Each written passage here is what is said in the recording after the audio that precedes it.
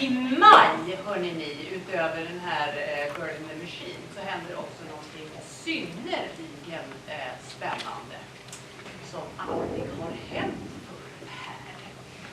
För ett par år sedan så satte vi upp en pjäs här som hette Livet suger, Life Sucks, baserad på Onkel Vanja och skriven av Posner.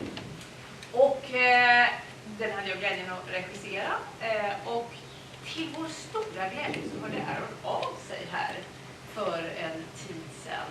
Och han håller på att jobba på en ny pjäs, en ny Chekhov-adaption. Och undrade helt enkelt om inte han kunde få ta vägarna förbi och workshoppa den här pjäsen några dagar här hos oss i maj. Och sen avsluta det med en offentlig reading för att se hur detta workshoppande går. Så att här har vi verkligen en ny berättelse på gång eftersom den de facto är under produktion. Och Aaron Posner bara lite snabbt, för ni ska alldeles snart få träffa honom. Han är här någonstans i ett möte, hoppas jag. Sitter i Washington och väntar på att vara med. Då kom du Daniel och ska hjälpa mig och se till att det här förhoppningsvis fungerar. Aaron Posner är ju då en av USAs mest spelade dramatiker. Han har skrivit 20-tal pjäser, de flesta är just bearbetningar av klassiker, väldigt mycket Chekhov. Han har också regisserat över 150 pjäser i USA och varit konstnärlig ledare för flera av de största regionteatrarna.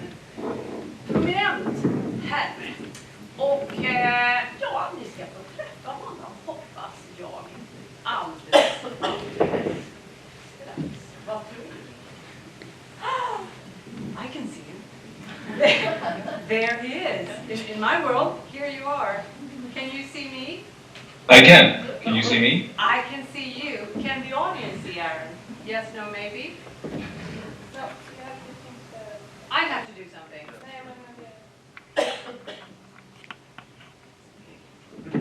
Yay!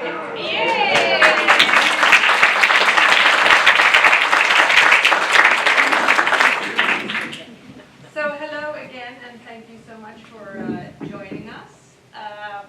So I've told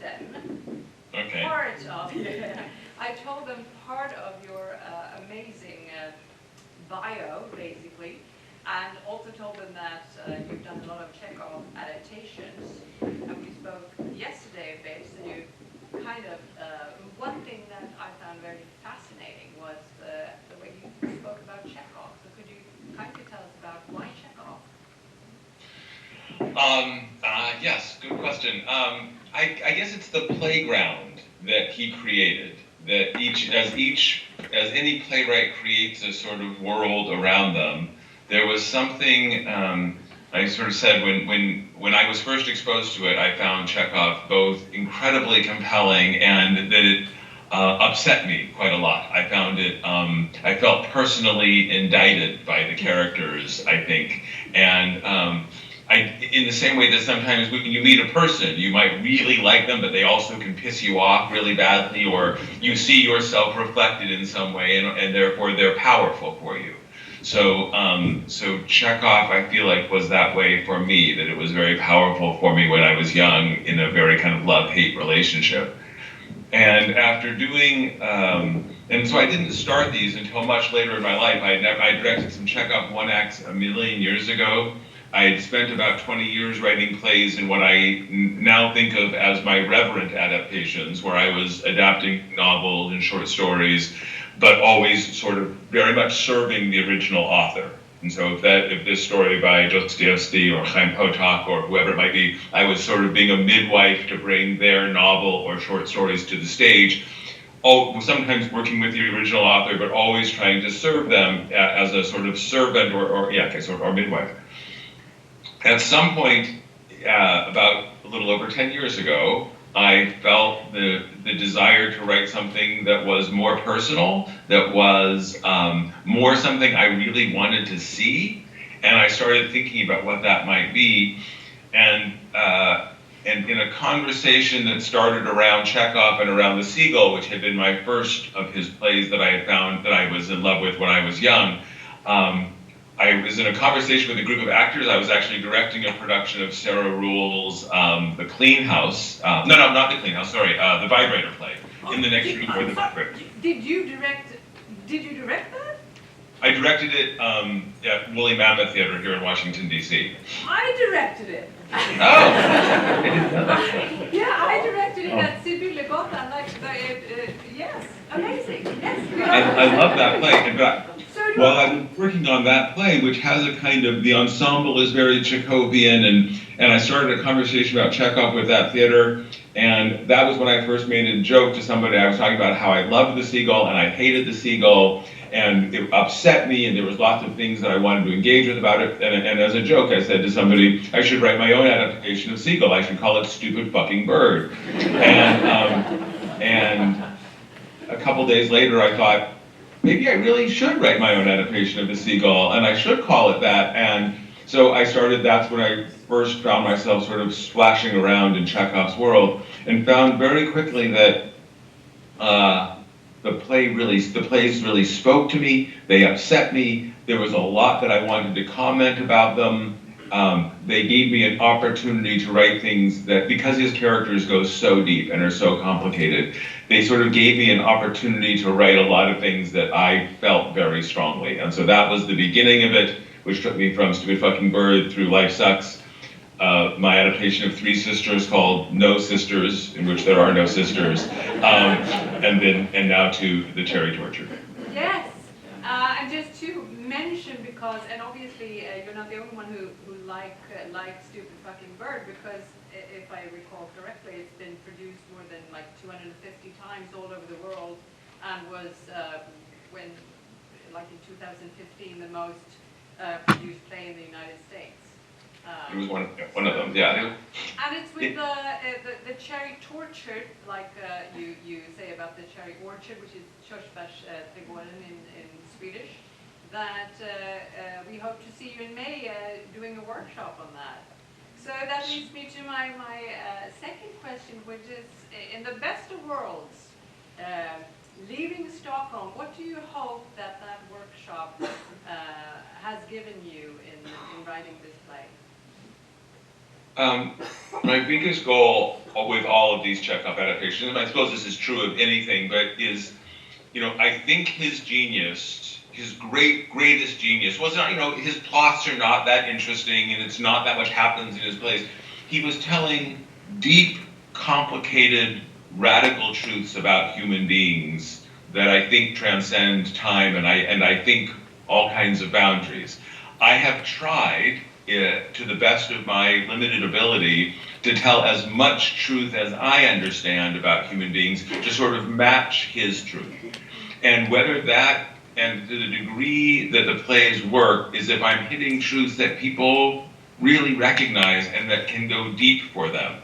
So there is every now and then in my plays, when there is that kind of laughter, where people are, I've called it the ha-ha ouch, where you are laughing but it hurts at the same time.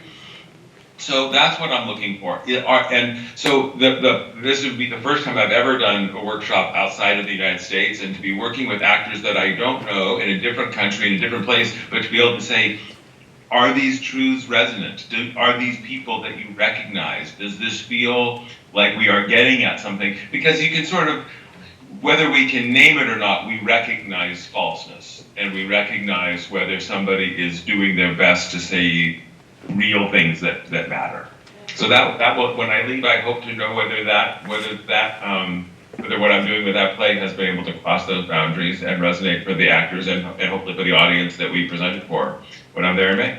And I think just referring back to our conversation the other day, and also the experience of working with Life Sucks and the experience the audience had from the feedback we received, I think you really accomplished what you said you wanted to accomplish, because that was a lot of the experience that people had. But you also said you liked Chekhov because he made you feel seen.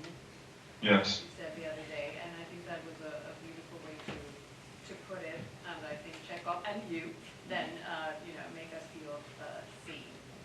So, yeah.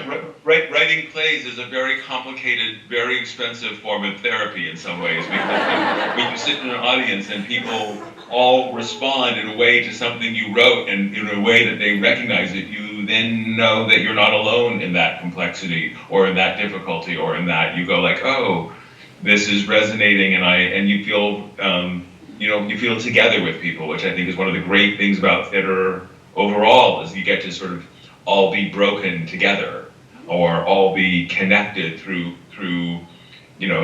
shared experience that way. And one last question, if I may.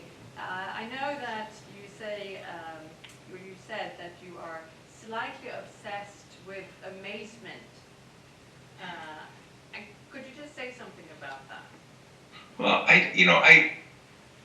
it's just the way the world feels to me. For whatever reason, I can't quite believe anything that happens is real. I kind of find everything that happens sort of slightly shocking. The fact that I'm going to have a birthday soon, and the fact that I'm as old as I am doesn't seem possible to me at all. And the fact that, that baby's fingernails are only this big doesn't seem possible. And the fact that I am talking to you, I'm in Washington, D.C., you're in Sweden.